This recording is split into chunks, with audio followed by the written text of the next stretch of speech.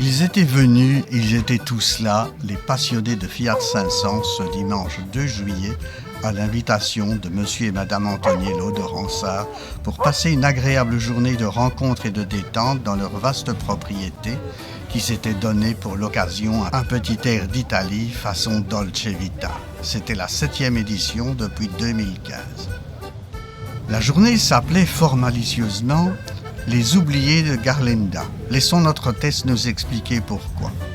Garlanda en Italie, c'est l'endroit, sur la Riviera italienne, c'est l'endroit où est né le premier club de fans de Fiat 500. Alors pourquoi les oubliés de Garlanda à Charleroi ?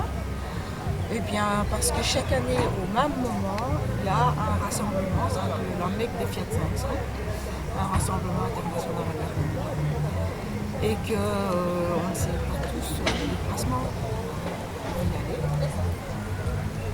Et notre idée, c'était de faire découvrir la région de Charleroi, étant donné qu'il y a énormément de gens de Bruxelles et qui parfois savaient pas a priori sur la région. Ça fait quelques années qu'on fait la région et qui viennent Bruxelles. Une occasion pour ces collectionneurs de montrer leur Fiat 500, restauré avec amour qu'ils connaissent parfois jusqu'au moindre boulon, tels ces bricoleurs de génie qui ont vite arrangé un problème de pinçage en quelques minutes avec les moyens du bord.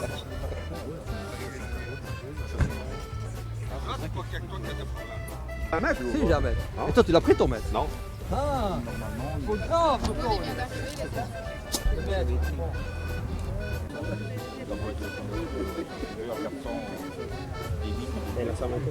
Donc tu t'en rends compte.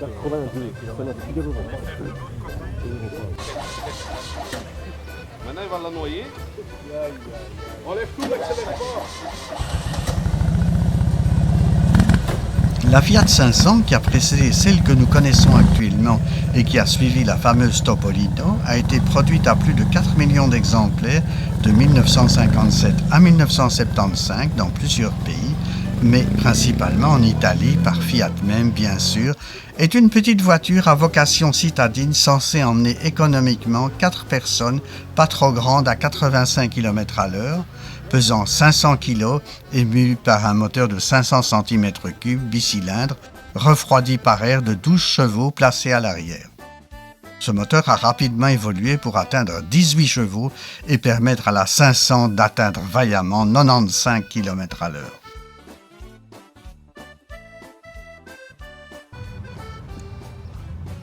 Sa conception très simple a permis à de nombreux carrossiers de la décliner en de nombreuses versions, de sport, décapotable ou même de plage, que s'arrachent maintenant les collectionneurs, telle la gamine du carrossier Vignal, propriété de notre hôte du jour que nous verrons en tête du convoi.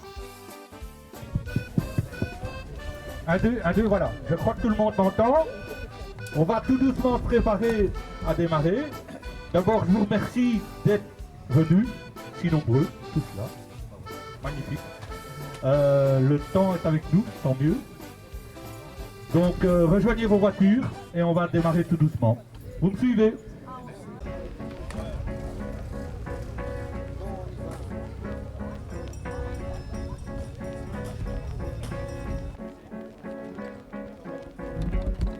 Après le petit déjeuner, les participants étaient conviés à une promenade découverte de l'ouest de la région de Charleroi, en Fiat 500 d'époque de préférence, qui emmenait les participants et leurs sympathiques véhicules découvrir Courcelles, Chapelle-les-Herlémont, Gouy-les-Piétons jusqu'au château Bivort de la vieille ville de Fontaine-l'Évêque.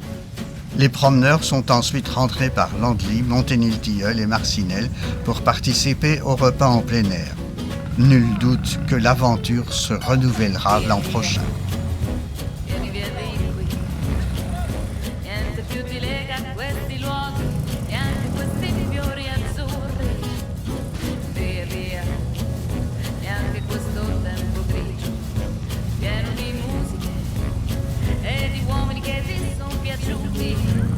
It's wonderful,